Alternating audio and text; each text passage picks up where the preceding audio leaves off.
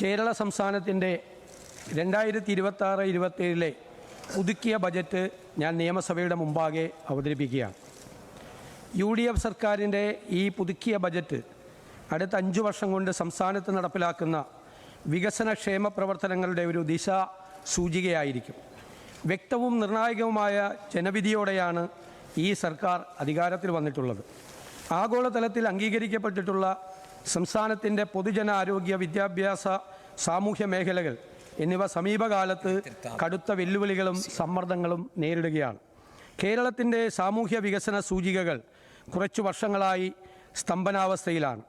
കൂടാതെ യുവജനങ്ങളുടെ തൊഴിലില്ലായ്മ ഒരാശങ്കയായി നിലകൊള്ളുന്നു. ആധുനിക സാങ്കേതിക വിദ്യയുടെ സാധ്യതകൾ പരമാവധി പ്രയോജനപ്പെടുത്തിക്കൊണ്ട് ആരോഗ്യ വിദ്യാഭ്യാസ മേഖലകൾ മെച്ചപ്പെടുത്തുന്നതിനും കൂടുതൽ തൊഴിലവസരങ്ങൾ സൃഷ്ടിക്കുന്നതിനും വയോജനങ്ങളുടെ ക്ഷേമം ഉറപ്പുവരുത്തുന്നതിനും പിന്നോക്കാവസ്ഥയിലുള്ളവരെയും പാർശ്വവൽക്കരിക്കപ്പെട്ടവരെയും മുഖ്യധാരയിലേക്ക് കൊണ്ടുവരുന്നതിനും ഉതകുന്ന പദ്ധതികൾ ആവിഷ്കരിച്ച് സാമൂഹ്യനീതിയോട് കൂടിയ സാമ്പത്തിക വളർച്ചയും പാരിസ്ഥിതിക ഉത്തരവാദിത്വത്തോടു കൂടിയ ആധുനിക അടിസ്ഥാന സൗകര്യ വികസനവും സമന്വയിപ്പിക്കുന്ന ഒരു പുതിയ കാലഘട്ടത്തിലെ പുതുയുഗ കേരളം സൃഷ്ടിക്കുവാൻ സർക്കാർ പ്രതിജ്ഞാബദ്ധമാണ്. തീർപ്പാകാതെയുള്ള പ്രതിബദ്ധതകളും സാമ്പത്തിക ബാധ്യതകളും ഉൾപ്പെടെയുള്ള സംസ്ഥാനത്തിൻ്റെ നിലവിലെ യഥാർത്ഥ ധനസ്ഥിതിയെക്കുറിച്ച് ജനങ്ങളെ അറിയിക്കുന്നതിനും സുതാര്യവും ഉത്തരവാദിത്വപൂർണവുമായ സാമ്പത്തിക വീണ്ടെടുക്കൽ തന്ത്രത്തിന് അടിത്തറയിടുന്നതിനുമാണ് ധവളപത്രം ജനങ്ങൾക്ക് മുൻപാകെ ഈ സർക്കാർ സമർപ്പിച്ചിട്ടുള്ളത്. നിലവിൽ 5.07 ലക്ഷം കോടി രൂപയുടെ ആകെ കടബാധ്യത, മൊത്തം റവന്യൂ വരുമാനത്തിൻ്റെ 77% വരുന്ന ശമ്പളം, പെൻഷൻ, പലിശ എന്നിവയടങ്ങുന്ന നിർബന്ധിത ചെലവുകൾ, റവന്യൂ വരുമാനത്തിൻ്റെ 20.9% വരുന്ന പലിശ അടവുകൾ എന്നീ വലിയ സാമ്പത്തിക വെല്ലുവിളികളാണ് കേരളം നേരിടുന്നത്. സംസ്ഥാനത്തിൻ്റെ മൂലധന ചെലവ് മൊത്തം ആഭ്യന്തര ഉൽപ്പാദനത്തിൻ്റെ 1.3%.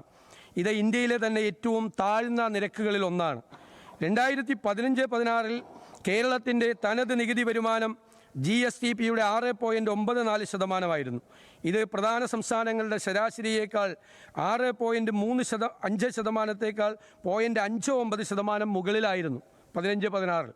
2025-26 GSTPയുടെ 6.41% നിൽക്കുന്ന കേരളത്തിൻ്റെ തനതു വരുമാനം ഇപ്പോൾ സമാന സംസ്ഥാനങ്ങളുടെ ശരാശരിയായ 6.84%, പ്രധാന സംസ്ഥാനങ്ങളുടെ ശരാശരിയായ 7%, ദേശീയ ശരാശരിയായ 7.14% താഴെയാകുകയും ചെയ്തു. 2026 ജനുവരിയിൽ അവതരിപ്പിച്ച ബജറ്റിൽ തെറ്റായ അനുമാനത്തിൽ റവന്യൂ ഡെഫിസിറ്റ് ഗ്രാന്റ് 14,137.69 കോടി രൂപ, മറ്റു ഗ്രാൻറ്റുകൾ, കേന്ദ്ര നികുതി വിഹിതം എന്നീ ഇനങ്ങളിലായി ആകെ 20,500 കോടി രൂപ അധികമായാണ് കഴിഞ്ഞ സർക്കാർ കണക്കാക്കിയിരുന്നത്.